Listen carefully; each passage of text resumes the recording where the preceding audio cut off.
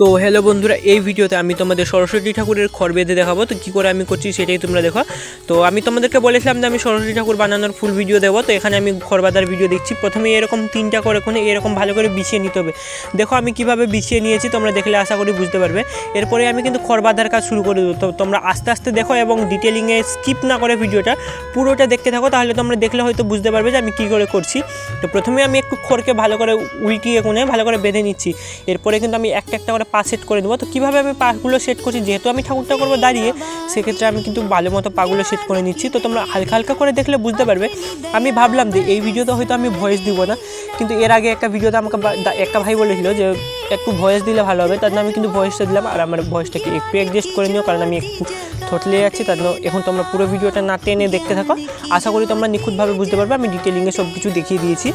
আর এরপরেও যদি কিছু বুঝতে সমস্যা হয় সেক্ষেত্রে আমাকে তোমরা কমেন্ট করতে পারো। এবং আমি আরেকটা কথা বলতে চাই, সবার কিন্তু হাতের কাজ করার ধরনটা একদমই আলাদা।